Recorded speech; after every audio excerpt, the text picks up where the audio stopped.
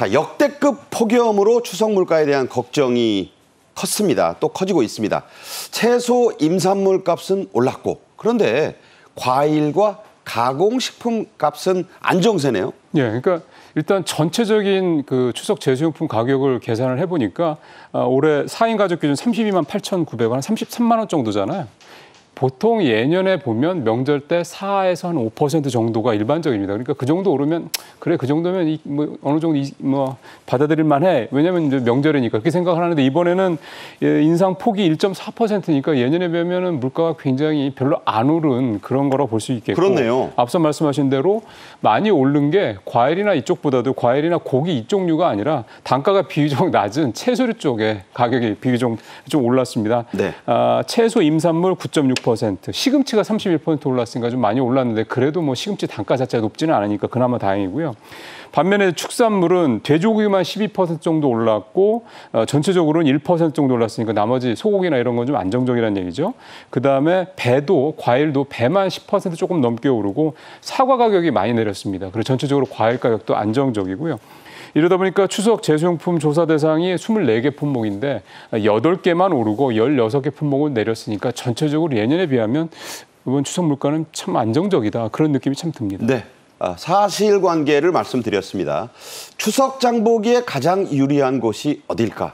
상식적으로는 여기가 싸지 않을까? 그런데 조사 결과 다소 의외입니다. 예, 이게 세 군데 정도 보면 되는데 보통 전통시장 늘 있죠. 재래시장이 있고 그다음에 대형마트, 그다음에 이제 백화점 보통 이렇게 얘기를 합니다. 항상 보면 전통시장이 제일 싸죠. 뭐 이건 재래시장 가서 장을 직접 보신 분들은 다 아실 거고요. 올해 차이가 커요. 예, 전통시장 표에서 보시는 것처럼 22만 원대. 대형마트 30만 원대, 백화점 40만 원대인데요. 여기에 좀 포함이 되어 있지는 않습니다만 일반 슈퍼, 이게 동네 슈퍼라고 생각하시면 이해하시기 쉬울 것 같습니다.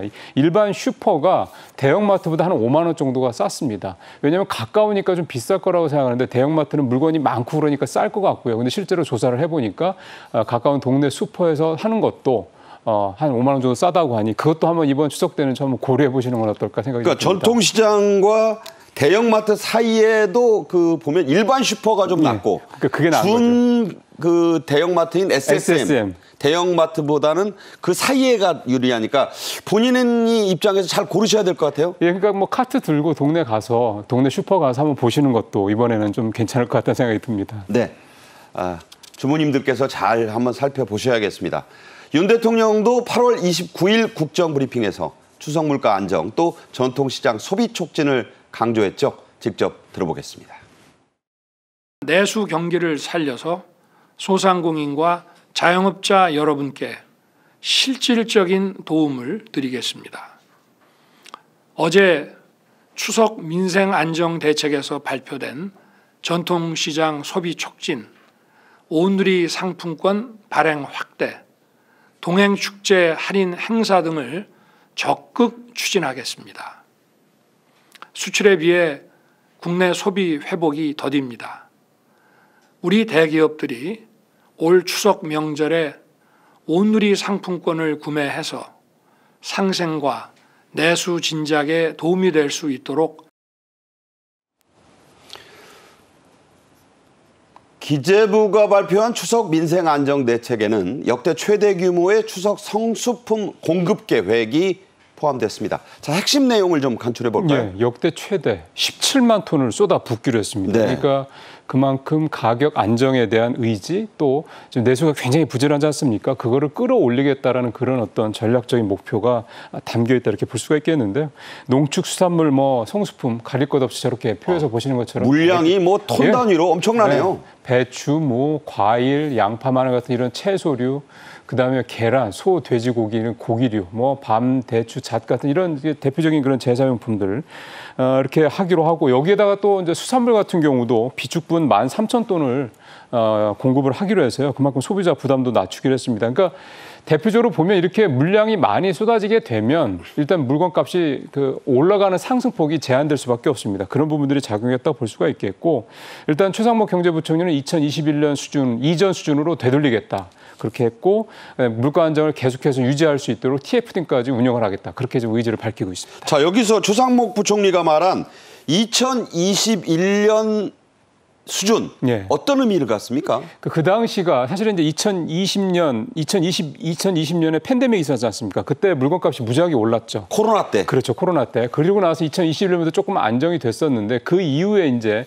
내수가 부진하면서 또 공급 부족하면서 가격이 좀 올랐던 부분들을 2021년 수준, 그 전 수준으로 돌려서 일단 소비자들이 느끼는 체감 물가를 낮추겠다 이런 얘기인데요. 앞서 제가 말씀드렸을 때 올해 전반적으로 추석 제수용품의 물가가 작년 대비 1.4%밖에 안 올랐다 말씀드렸지 않습니까? 결국 이제 그런 어떻게 보면 수치상의 어떤 체감도를 낮추는 그런 걸 이제 정부가 이번에 대규모 물량 공급을 통해서 좀 만들어내겠다. 그렇게 좀 볼 수가 있겠습니다. 그렇군요. 앞서도 그래픽에 나왔지만 공급 측면 못지 않게 또 정부가 밀고 있는 게 각종 인센티브, 할인, 디스카운트, 돌려주는 거, 환급, 리펀드 이런 것들이죠. 이게 저는 예년의 추석 민생 대책보다 조금 한 걸음 나아간 부분이 아닌가 싶습니다. 사실 핵심이 이거예요. 예. 그러니까 왜냐하면 이게 사실은 공급을 많이 하는 건 좋은데 사실 유통 중간 과정에서 가격을 많이 안 낮출 수도 있는 거기 때문에 근데 이 할인은 어떻게 보면 정부가 직접 예산을 투입해서 하는 그런 작업이기 때문에 실질적으로 소비자들한테 즉 추석 제수용품을 사시는 그런 소비자들한테 실질적인 도움이 될 수 있다라고 보기 때문에 이 부분이 저도 더 중요하다고 생각이 드는데요. 역대 최대 규모인 700억 원의 이제 예산, 국고를 투입을 하고요. 농산물 같은 경우는 정부 지원이랑 마트 자체 할인분 합하면 대략 40~50%.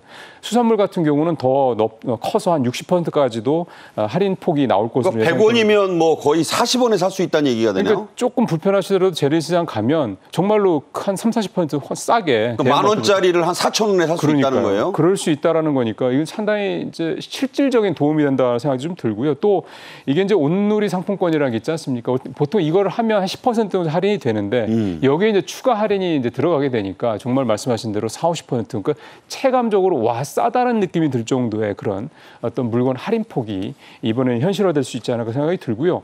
특히 하나 또 재밌는 게 고령층에 대한 좀 스페셜한 그런 할인 폭도 그러니까 좀 고령 기준이 65세 이상이면 돼요. 사실은 재래시장을 이제 고령층 계신 분들 이제 분들이 어르신들이 많이 이용하시는데 이분들 같은 경우는 아마 작년보다도 훨씬 더 올해는 더 싸네라는 생각이 드실 것 같습니다. 이런 고령층의 어떤 할인을 위해서라도 정부가 58억 원의 또 예산을 투입한다고 그러니까 이 부분이 저도 이번 민생 대책의 가장 핵심이 아닌가 생각이 듭니다. 네, 물건을 사는 게 중요한 게 아니라 잘 살펴보시면 환급받고 상품권 받고 할인받고 나는 65세 이상인데 또 받을 수 있다. 정보가 곧 돈입니다. 서울의 전통시장들에서는 2일부터 추석 명절 이벤트가 시작이 됐죠. 예, 서울시의 이번에 대책은 오프라인 대책과 온라인 대책이 같이 있다라는 데 좀 방점을 좀 뒀으면 좋겠는데요. 서울시가 이제 오늘부터 시작입니다. 오늘부터 이제 추석이 끝나는 18일까지 60개 뭐 전통시장, 예를 들어서 이제 강북구에 있는 수유전통시장, 종로구에 있는 창신 뭐 골목시장 이런 데들 대부분의 재래시장 생각하시면 될 것 같습니다. 이런 데서 농축수산물 또 추석 성수품 최대 30% 할인된 가격에 판매한다고 하고요.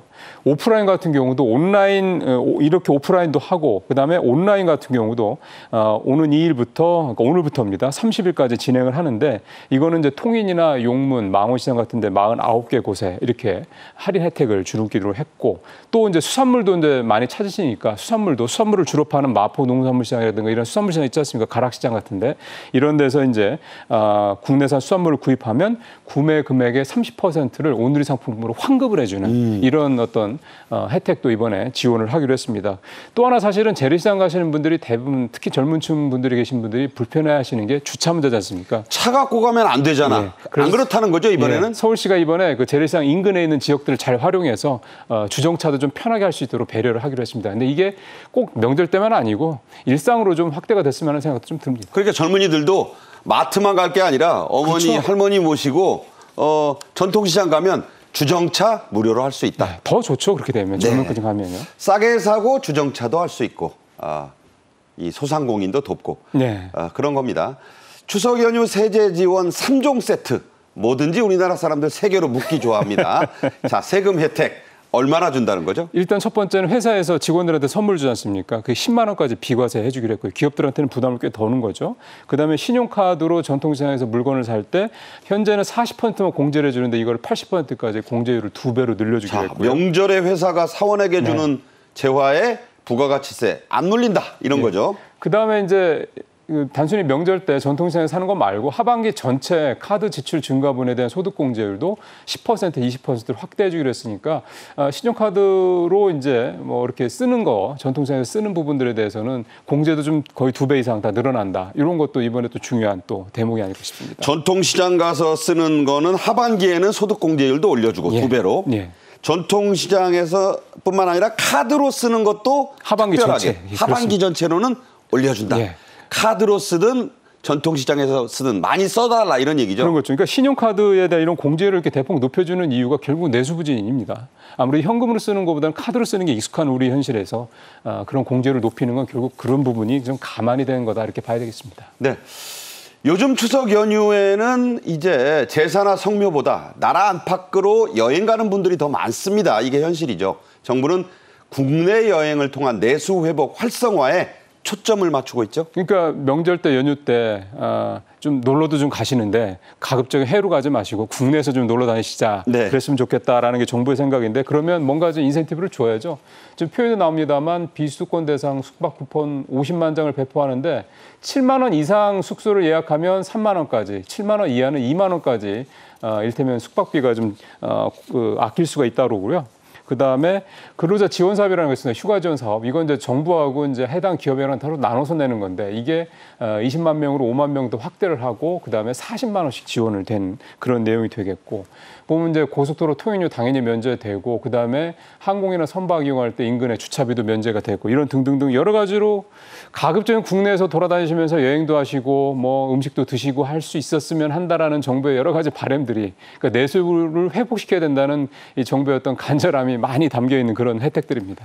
좀 깨알같이 살펴보죠. 청와대나 각종 고궁 야간 예. 개장, 코리아 둘레길 전 구간을 최초로 개통하는데 이것도 많이 가보시라. 그렇죠. 자, 국가유산 이거 지정이 됐잖아요. 미술관 이런 것도 주차장 뭐 다 개방을 한다는데 주차장 문제도 사실 관광 다니시는데 중요하잖아요. 특히 서울이 그렇습니다. 그러니까 서울 같은 경우 특히 외지에서 이를테면 지금 뭐 보통 이제 비수도권이니까 내려가는 걸 주로 생각을 하는데 반대로 명절 때 지방에 서울 올라오신 분들 굉장히 많습니다. 그분들이 서울 올라오셔가지고 뭐 제사만 지고 내려가시는 게 아니라 보통 이제 서울에 오셨으니까 여기저기 좀 돌아다니시고 하는데 보통은 이제 지방에 좀 부족한 게 이런 오래된 문화유산이죠. 그러니까 말씀하셨던 대로 뭐 청와대 같은 데도 그렇고 경복궁이라든가 덕수궁이라든가 뭐 창덕 이런 데 궁궐 같은 데도 가시게 되는데 아무래도 길 같은 게 서투르시니 차를 혹시 가져갈 수 있게 되면 이런 주차 문제 이런 것들을 좀 서울시가 좀 배려를 해주면서 아무래도 이런 것들이 좀 더 늘어날 수 있겠다 이렇게 생각이 들고요. 국립자연휴양림 입장료도 안 받고 네.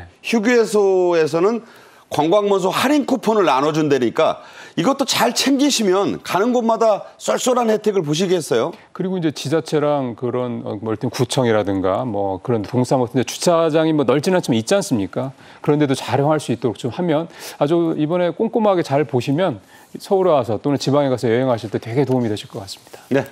끝으로 정부의 이런 추석 경기 활성화 집중 정책에 민간들도 호응하고 나섰습니다. 특히 삼성그룹과 현대차그룹 같은 재벌 대기업들도 보조를 적극 맞추고 있죠. 예, 민생이 특히 이런 추석이나 이런 때 납품하는 업체들 같은 경우 만약에 모기업에서 돈을 안 줄 경우에는 상당히 힘듭니다. 그렇죠. 직원들 뭐 보너스도 못 주고 심지어는 월급도 못 줄 수 있는 그런 상황인데 근데 이제 오래전부터 이제 삼성이나 현대차 같은 이런 국내 대기업들이 이 부분을 적극적으로 활성화를 좀 하고 있는데요. 이번에는 현대차가 2조 3천억 넘게, 삼성전자가 8천억 넘게 조기에 납품업체들한테 자금을 공급하기로 했으니까 큰 도움이 되겠죠. 그러면 일단 기본적으로 이 납품업체들이 워낙 또 많고요. 그러면 그 밑에 있는 뭐 2차, 3차 하청업체까지 생각하면 굉장히 큰 도움이 되지 않겠는 생각이 드네요. 네, 자 이런 혜택들 저희 KTV뿐만 아니라 잘 보시면 여러 가지 돈 드는 정보들이 많이 숨어 있습니다. 지금까지 임종윤 시사평론가와 함께했습니다. 고맙습니다. 네, 수고하셨습니다.